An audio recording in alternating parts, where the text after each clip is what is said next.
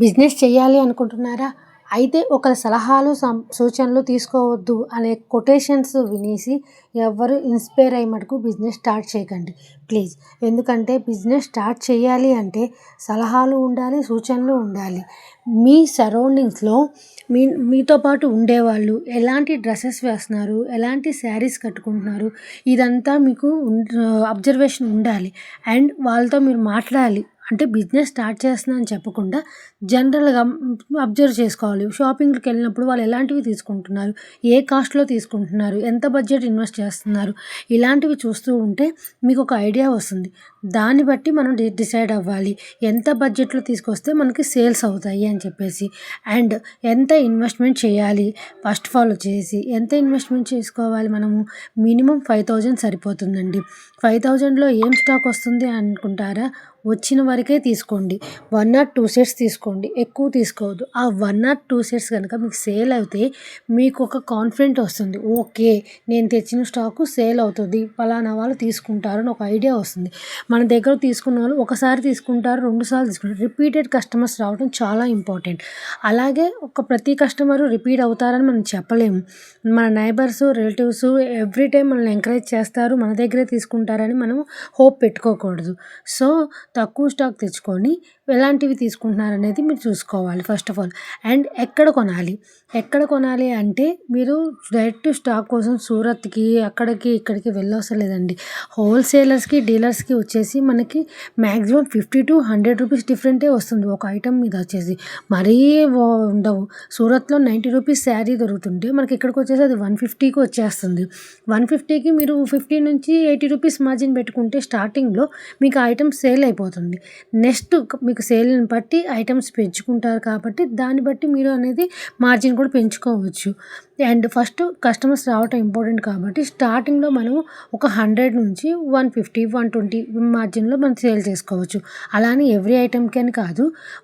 చిన్న ఐటెం 150 ఐటెంకి అనుకోండి ఒక 50 రూపీస్ మార్జిన్‌తోనే తీసేసుకుంటాం. అదే ఒక 500 రూపీస్ అనుకోండి, దానికి మనం ఒక 100 మార్జిన్ పెట్టుకోవచ్చు.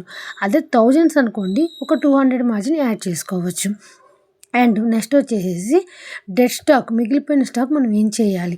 అండ్ మోరోవర్ ఇంపార్టెంట్ ఏంటంటే స్టాక్ తెచ్చుకున్నప్పుడు మొత్తం అన్నీ బాగుంటాయని మనం చెప్పలేమండి. కొన్ని డ్యామేజ్ కూడా వస్తాయి. బల్క్‌గా తీసుకున్నప్పుడు కొన్ని డ్యామేజ్ పీస్‌లు వస్తాయన్నమాట. మిస్‌ప్రింట్ అలాంటివి కూడా వస్తాయి.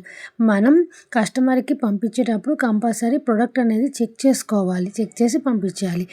మిస్టేక్ ప్రొడక్ట్ వచ్చినా, డ్యామేజ్ వచ్చినా మనం ఏం చేయాలంటే వాటన్నిటిని పక్కన పెట్టి క్లియరెన్స్ సేల్ లాగా పెట్టుకోవచ్చు. అండ్ ఆఫ్లైన్ మాత్రమే ట్రస్ట్ చేసుకొని మనం ఉండకూడదండి. ఆన్లైన్‌లో కూడా పెట్టుకోవాలి. యూట్యూబ్, ఇన్‌స్టాగ్రామ్, ఫేస్‌బుక్ అట్లాంటి వాటిల్లో మనం పెట్టుకుంటే గానీ మనకి కస్టమర్స్ పెరుగుతారు. అండ్ నేనొచ్చేసి 2020లోనే బిజినెస్ స్టార్ట్ చేశాను. నేనొచ్చేసి ఫస్ట్ రీసెల్లర్‌గా జాయిన్ అయ్యాను. మా ఫ్రెండ్ వాళ్ళ సిస్టర్ దగ్గర రీసెల్లర్‌గా జాయిన్ అయ్యాను. ఆఫ్టర్ 1 ఇయర్ తర్వాత నేను హ్యాండ్ స్టాక్ మెయింటైన్ చేశాను. కానీ ఎక్కువ ఆఫ్లైనే ఉంది గానీ నేనెప్పుడూ ఆన్లైన్‌లోకి రాలేదు. తర్వాత నాకు సపోర్ట్ లేక కానీ ఎలా ఉన్నా కానీ నేను స్టాప్ చేసేసాను. ఆఫ్టర్ 3 ఇయర్స్ నౌ 2025లో మళ్ళీ నేను స్టాక్ అనేది మెయింటైన్ చేస్తున్నాను. సో ఇప్పుడు నాకు అనిపించింది ఏంటంటే ఆఫ్లైన్‌లోనే అన్నీ సేల్ అయిపోవు. అన్నీ ఇప్పుడు ఎక్కువ ఆన్లైన్‌లో కూడా సేల్ అవుతాయి. కాబట్టి ఆన్లైన్ కస్టమర్‌ని పెంచుకోవాలనుకుంటున్నాను. సో మీరు నా యూట్యూబ్ వీడియో చూసినా కూడా మీకు తెలుస్తది. నేను ఈ ఇయరే స్టార్ట్ చేశాను ఆన్లైన్ వచ్చేసి. ఆఫ్లైన్ వచ్చేసి నాకు ముందు నుంచి ఉంది.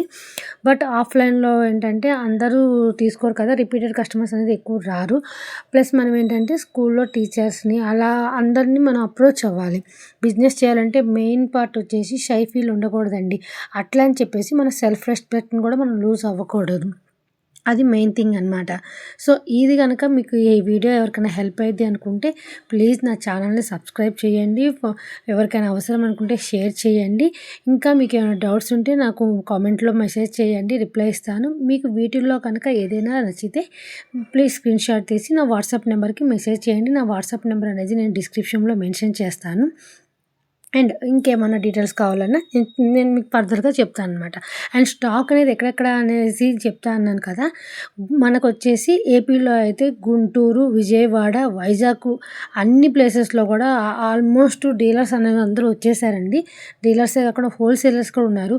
మీకు ఏదో హైదరాబాదు, సూరత్, బాంబే అండ్ బెంగుళూరు ఇట్లాంటి వాటిల్లోనే మనకి ఏదో బల్క్‌గా తీసుకుంటే తక్కువ ప్రైస్‌కి వచ్చేస్తాయి అన్నది మటుకు అపోహ. మీకు నియర్ ప్లేసెస్లో ఉన్న దగ్గరలో చూసుకోండి. మీకు ఎక్కడ హోల్సేలర్స్ ఎవరైనా ఉంటారేమో అని అక్కడ మీరు పర్చేస్ చేసుకుంటే సరిపోతుంది. అండ్ నేను ఫీడ్బ్యాక్స్ కూడా మెన్షన్ చేస్తున్నాను. చూడండి, ట్రస్ట్ అనేది వెరీ ఇంపార్టెంట్ కదా. సో ట్రస్ట్ బిల్డ్ చేసుకోవడం కూడా మనకు చాలా ఇంపార్టెంట్. అండ్ ప్లీజ్ సబ్స్క్రైబ్ చేయండి.